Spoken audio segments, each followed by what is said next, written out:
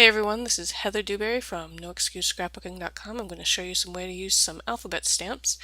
You need a ruler, you're going to need some black ink, any color ink will work, some markers or pens, and some smooth white paper. You can use any smooth paper, it doesn't necessarily have to be white.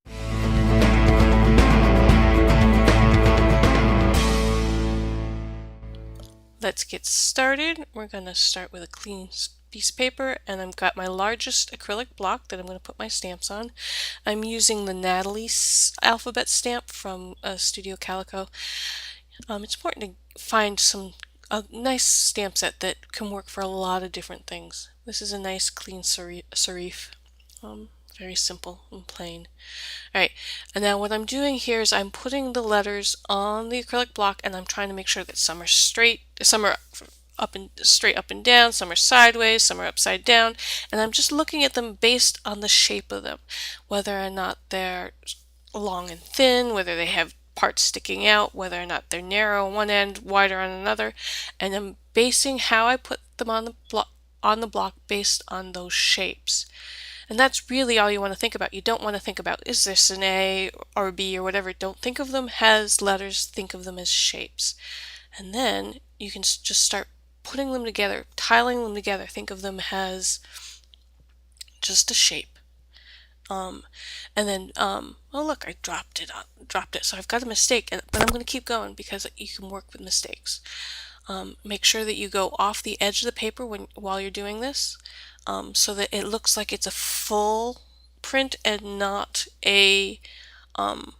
something that's just floating there. By doing it off the edge of the paper, it looks like part of a whole as opposed to something that you're just slapping down in the middle of stuff. This is very quick and easy, and I'm just looking at how they interact together, how the shapes interact together, and whatever gives this the fullest look on the page, because you just want to fill it up. You don't want to worry about anything else. Alright, we're almost done. I'm going to take off one letter to fill in any empty spots. Remember, if you make any mistakes, this is a background. You can cover up mistakes with a piece of paper or the photo that you use. And here's a close-up for you.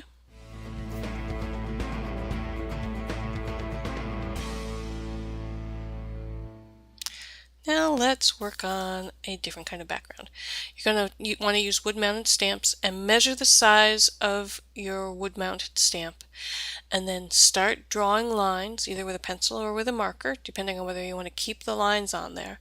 If you want to keep the lines on there, use a marker. If you want to get the lines off, use a pencil, and you're going to want to draw those lines on at the size of whatever size of the wood-mounted stamp you're using. So the size of the wood-mounted stamp I used was 3/4 of an inch, so I drew lines 3/4 of an inch apart all the way across and made this grid. Take your time while you're making your grid. You want to make sure the lines are parallel to each other and to the edges of the page. I kept thinking, it took me a while to do this because I kept thinking that the ruler was crooked, but it came out straight. Right, and now I'm just stamping letters into the boxes, and because the boxes are the same size as the stamps, it's really easy to line them up and get them straight, except, well, I'm going fast, so I'm not being super careful about how straight I'm going. And then I'm just adding in words, and I'm doing these, I decided I'd do a theme, and so these are all words that have to do with my family. As I said, you can do this and leave the grid on or erase it after you're done. If you want to erase it after you're done, make sure that you use a pencil and you do it lightly. And that'll give you a more traditional word search looking page. But I wanted to do the boxes because of how I want to use it for a page later.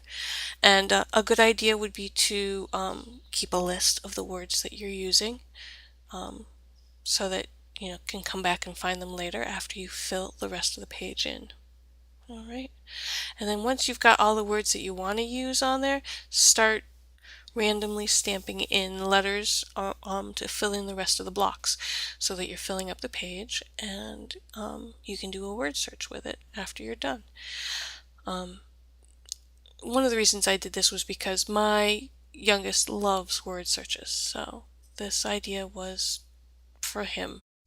One of the things I like to do to keep my kids involved, especially my youngest, who's very crafty oriented as well, is to do things that where they can get involved. So once this page is done, I will have him do the word search and color in the blocks. And that way he's involved with the whole process and he gets to help make a page. And that's really what scrapbooking for me is about, is getting my family involved. Alright, I'm just going to finish up the last few pages of this, or last few blocks of this. I'm not going to worry too much about perfection. Perfection's overrated. I'm just going to fill it in and cover up things that really bug me. Here's a close-up for you. And then here's what it looks like. My son started coloring it in, so you get an idea of how I'm getting my kids involved. One last fun little trick for you. We're going to make some bugs and animals with our letters.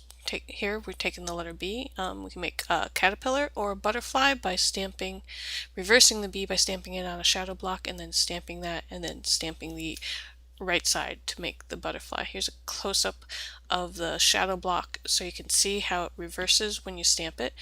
There's a butterfly, two bees right next to each other, and then a bunch of bees all in a row makes a really cute caterpillar. Now you can use a letter 9 or a number 9 or a number 6 to make a snail. Just draw a little spiral to make the spiral of the snail shell.